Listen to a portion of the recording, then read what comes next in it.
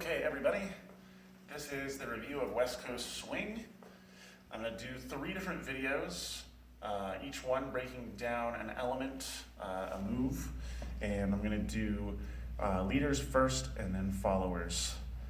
So, in general though, we have our triple step, which is what we always start with. Everything in West Coast Swing is based on walking steps and triple steps. Okay, those are our 2 rhythms that we work with. And everything we do is broken down into 2 beats, 2 beat segments. Okay, so everything is like this: 1 and 2, 1 and 2, 1 and 2, 1 and 2. Now, when I move, and this is something I wasn't really able to say in class, when I move, you can see my upper body going with it here. I'm almost swaying a little bit like a snake as I go triple step, triple step. That's something I always did but never actually was able to say because usually everyone's super loud. So you can snake back and forth a little bit and it gives you a little bit of extra motion and your partner a little bit of extra lead. Boom, boom, boom. And those are always 1 and 2, 1 and 2, 1 and 2, 1 and 2. And it doesn't matter which way you start, although of course leaders will start on the left foot and followers start on the right foot. So with that said, we've got our sugar push.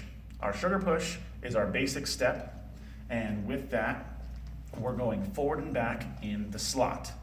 So we have a very narrow frame here, and so we're gonna make use of that. That is basically our slot. Boom. Actually, it's more about here. So if I pick a row of tiles, that's gonna be my slot here. Boom, very, very, very, very narrow. When I go, as the leader, I'm gonna do this backward so you can see my exact footwork, just like in class.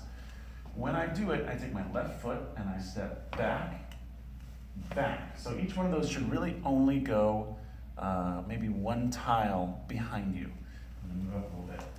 So if I take big steps, I'm gonna leave the girl behind. So I'm gonna take small steps so we have a chance to close the gap in between us. We're gonna go 1, 2, triple step, and step forward on count 4, and then anchor, triple step. Okay, nice and simple.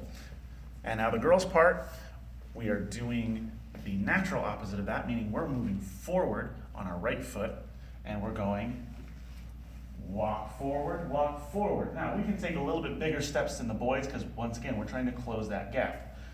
Okay, so we're coming in and then pushing away from each other again, back to our normal distancing.